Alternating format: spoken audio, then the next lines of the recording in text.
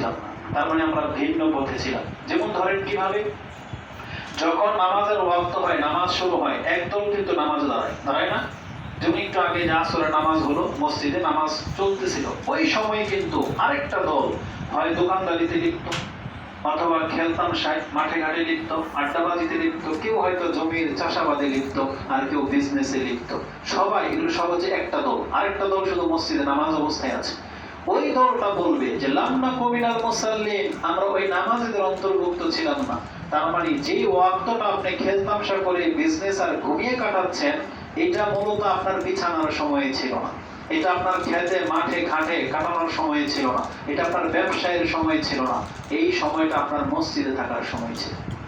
এই সময়টা আপনি আল্লাহর সামনে দাঁড়ানো অবস্থায় সময় কাটানোর সময় ছিল, কিন্তু আপনি তাদের অন্তর্ভুক্ত হন নাই। এই জন্য শুধু নিজের পছন্দ মতো সময় 2 রাকাত 4 রাকাত নামাজ পড়ে নিলেন, সেই ব্যক্তিরও নাজাত পাবে না, জেনে নেন।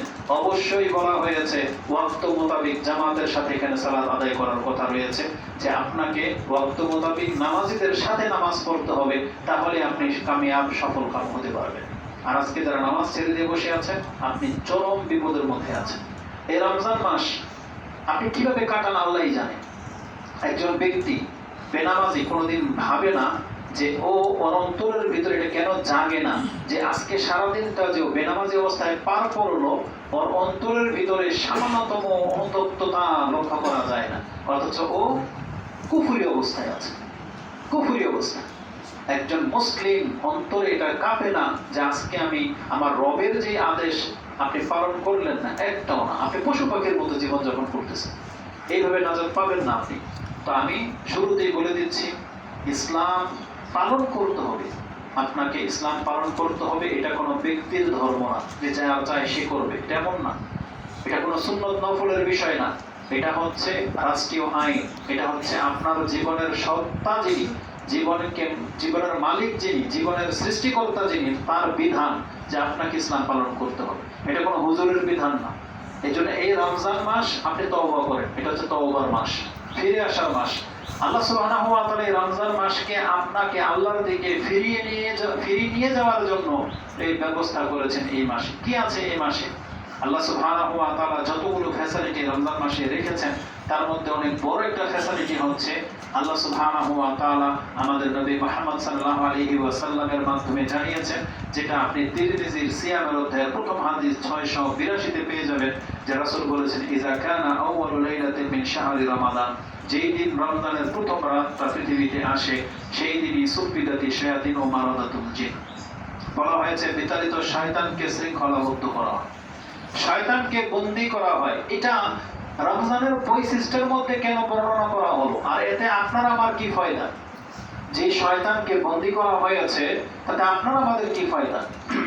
আপনি হয়তো লক্ষ্য করেন নাই, বরং আপনি যখন পাপ করেন তখন কিন্তু দোষটা শয়তানকে দেন, যে শয়তান আমাকে পাপ করিয়েছে। আজকে আমরা যারা বেনামাজি, যারা হারাম খায়, যারা পাপ করে, যারা জেনা করে, যারা নেশা করে, সবাই কথাটাই বলে যে শয়তানের প্ররোচনায় বা শয়তানে আমাকে পাপটা করিয়েছে। এই জন্য আল্লাহ সুবহানাহু ওয়া তাআলা বলেছেন, ঠিক আছে, শয়তান যেহেতু তোমাকে পাপ করায়, তাহলে আমি 1 মাস ট্রাই করে দেখবো যে আমি শয়তানকে বন্দী করে দেব, দেখবো তোমাকে পাপ থেকে তুমি ফেরাতে পারো কিনা। যে শয়তান তোমাকে পাপ করায়, সেই শয়তান তোমার সাথে আমি 1 মাস রাখবো না, দেখবো তখন তোমার চরিত্রটা। তাহলে যারা বেনামাজি, এই 1 মাস শয়তান তো তার সাথে নাই, এখন কেন বেনামাজি? এখনো কেন মসজিদ খালি? এখনো কেন নেশা চলে? এখনো কেন রমজান মাসের দিনের বেলায় চায়ের দোকানগুলো খোলা, সিগারেট খাওয়া হচ্ছে পর্দা দিয়ে? যারা দিন মজুরির কাজ করে, যারা এই গাড়ির লাইনে আছে, ড্রাইভার যারা অটো, ভ্যান, রিক্সা, সিএনজি, বাস, এই গ্যারেজে ওয়ার্কশপে যারা কাজ করে, তারপরে কনস্ট্রাকশনে যারা কাজ করে, তারা কেন এটা ভুলে গেল যে তারা মুসলিম? এটা ভুলে কেন গেল? তারা এই জীবনটা কেন বেছে নিল? কেন আল্লাহ সুবহানাহু ওয়া তাআলার কাছে দোয়া করে না যে আল্লাহ আমি এই জীবন চাই না, এই পশু পাখির জীবন, লাঞ্ছিত জীবন? সে 24 ঘন্টা নেশার সাথে লেগে থাকে, গান বাজনা, নেশা, গালাগালি আর কর্ম করে। 2 নম্বরে চুরি, বাটপারি, যা আছে সব এদের জীবনের সাথে জড়িত। কেন এমনটা? এই লাইফটা কেন বেছে নিল? এটা তো মুসলমানদের চরিত্র হওয়ার কথা ছিল না। কম দামি চাকরি, ছোট বড়, এগুলো থাকবে ব্যক্তির জীবনে। সবাই যে একবার অফিসিয়াল জব করবে তা কিন্তু না। অবশ্যই ছোট থেকে বড় পর্যন্ত সব সেক্টরের মানুষ চাকরি করবে, এটা আল্লাহ সুবহানাহু ওয়া তাআলা ভাগ করে দিয়েছেন আমাদের সামঞ্জস্যতাকে ব্যালেন্স রাখার জন্য, যাতে করে জোতা কেউ না কেউ সেলাই করবে, আমি আপনার জন্য ধান রোপণ করে দেব, আপনি আমার জন্য কাপড় চোপড় বনিয়ে দিবেন, এইভাবেই একে অপরের দ্বারা উপকৃত হবে। কিন্তু এটা কোথায় পেলেন যে একটা কম দামের চাকরি করলে সে নামাজ রোজা পড়া লাগে না, তার সাথে নেশার সম্পর্ক থাকতে হবে, তার সাথে গান বাজনার সম্পর্ক থাকতে হবে, ঠাট্টা মশকারি বদমাশি থাকতে হবে, এটা কেন বেছে নিলেন? এটা কি গরিব লেখা আছে কোথাও যে গরিবদের কর্ম এগুলো? পয়সাওয়ালারা পয়সাওয়ালাদের মতো ওই যে নাইট ক্লাবে যাবে, মদ খাবে আর নাগি নিয়ে নাচবে, এটা বড় পয়সাওয়ালাদের কাজ। আর গরিবরা রাস্তাঘাটের গার্মেন্টসের মেয়েদেরকে নিয়ে উন্মত ফুর্তি করবে, এটা গরিবদের কাজ। এটা কি লিপিবদ্ধ করা? আপনি কেন নিজের চরিত্রটাকে ওই দিকে নিয়ে গেলেন? কেন আপনার ফিল হয় না যে আমি মুসলিম? কেন আপনি মনে করেন না যে আপনারও বিচার হবে? কেন আপনি মনে করেন না এটা মুসলিমের জীবন না, এটা একটা পশু মানে কি বলে এটাকে, পশ্চিমার সভ্যতা। আর দ্বিতীয়ত পৈশাচিক, যেটাকে বলা হয় যে পশুদের যে আচরণ, সেটা হচ্ছে এটা জীবন। যে আপনি আপনার রবকে ভুলে গেলেন, এটা মোটেও কাম্য নয়। আল্লাহ সুবহানাহু ওয়া তাআলা আমাদেরকে সবচেয়ে বড় সম্মান যেটা দিয়েছেন, এটা হলো আমরা মুসলিম। কি বলেন তো? মুসলিম। মুসলিমের চাইতে পৃথিবীতে সম্মানিত আর কেউ নাই। টাকা পয়সা এটা সম্মানের মূল মাপকাঠি না। আল্লাহ নিজে বলেছেন, ওমা আমওয়ালুকুম ওয়ালা আওলাদুকুম বিল্লাতি তুকাররিবুকুম ইনদানা যুলফা ইল্লা মান আমানা ওয়া আমিলা সালিহান। আল্লাহ বলেছেন তোমার সম্পদ আর তোমার সন্তান এটা তো আল্লাহর কাছে গ্রহণযোগ্য হওয়ার মাপকাঠি না, যে যার সন্তান বেশি, যার সম্পদ বেশি, সেই আল্লাহর নিকটে পৌঁছে যাবে। আল্লাহ বলেছেন ওমা আমওয়ালুকুম ওয়ালা আওলাদুকুম বিল্লাতি তুকাররিবুকুম ইনদানা যুলফা। এটা আল্লাহর নৈকট্যবান হওয়ার মাপকাঠি না। ইল্লা মান আমানা ওয়া আমিলা সালিহান।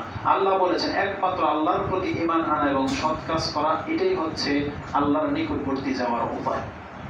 রাসূলুল্লাহ সাল্লাল্লাহু আলাইহি ওয়াসাল্লাম তো অভাবের জীবনটাই বেছে নিয়েছিলেন। বহু সাহাবী অভাবের জীবনের উপর দিয়ে চলেছেন, কিন্তু তারা তো আমাদের মতো এরকম নেশা করেছিলেন না, নারী পূজারী ছিলেন না, তারা তো এইভাবে গালাগালি করতেন না। গরিবদের সাথে ভদ্রতা বলে কিছু নাই, এমনটা কেন হবে? আজকে আমাদের রাস্তাঘাটের মধ্যে যত বেয়াদবি করে দেখবেন এই অটো আর সিএনজি ওয়ালাগুলো, কেন? তাদেরকে শিক্ষা কি নীতি নিষেধ করেছেন? আল্লাহ নিষেধ করেছে যে তোমরা যেই কাজগুলো করবা বেয়াদবি তোমাদের সাজে? এটা মুসলমানের ঘরের সন্তান না? আমাদেরকে উঠে আসতে হবে, এই চরিত্র থেকে উঠে আসতে হবে। আপনি আল্লাহর কাছে দোয়া করতে হবে যে আল্লাহ এই জীবন আমি চাই না, এই গাধার মতো জীবন, মানে সারাদিন কাজ করতে হয়, এই জীবন আমি চাই না। আল্লাহ আমাকে তো উত্তম জীবন তুমি দাও। আল্লাহ তো এটাই চেয়েছেন যে তুমি চাও আমার কাছে, আমি দেবো, কিন্তু আপনি চাচ্ছেন না। আপনি নিজে বেছে নিয়েছেন এটা, আর এটার মধ্যে আপনি ডুবে থাকতে চেয়েছেন না। এটা প্রকৃত জীবন না। আপনি আল্লাহর কাছে চান, আল্লাহ আপনাকে উত্তম রিজিকের ব্যবস্থা করে দিবে। শুধুমাত্র আপনি আল্লাহর বান্দা হয়ে বেঁচে থাকার চেষ্টা করেন, আল্লাহ আপনার সব রাস্তা খুলে দেবে। এই জন্য এই চরিত্র থেকে আমাদেরকে উঠে আসতে হবে। রমজান মাস এসেছে আমাদেরকে শুধরানোর জন্য।